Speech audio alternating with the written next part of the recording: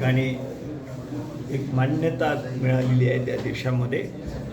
त्यामुळे कदाचित गोव्याच्या मुख्यमंत्र्यांना भीती वाटत असेल राहुलजी गांधी यांना कधी पंतप्रधान झाल्यावर आपलं काय।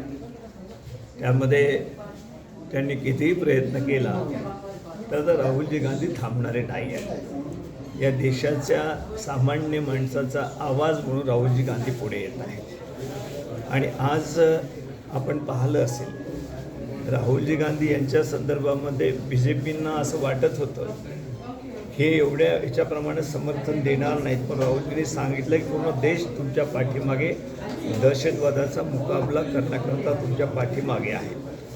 जरी त्या ठिकाणी विरोधी पक्ष म्हणून सत्तेवर तुम्ही बसला असाल किंवा त्या ठिकाणी BJP सत्तेवर बसली असेल तरी पण या देशामधल्या सर्व जनतेने एकत्र व्हायला पाहिजेत हे सातत्याने सांगण्याचा प्रयत्न राहुलजी गांधी यांनी केलेला आहे।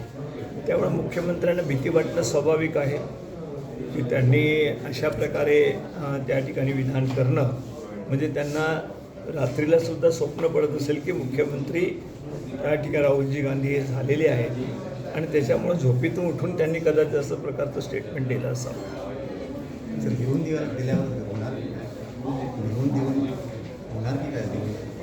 काय नहीं, then जो आपके CM हैं उनको रात में भी ख्वाब में राहुल जी गांधी आते हैं और वो प्राइम मिनिस्टर हुए करके उनको लगता है रात में उठ जाते हैं वो, क्योंकि उनको मालूम है कि राहुल जी गांधी को कोई रोक नहीं सकता है। देश की जनता राहुल जी के साथ है, सभी धर्म की जनता समाज की जनता राहुल जी के साथ है। जो गरीबों का विचार लेके जो गरीब जनता है उन सब का विचार सभी जाति धर्म का विचार करके राहुल जी गांधी आगे बढ़ रहे हैं।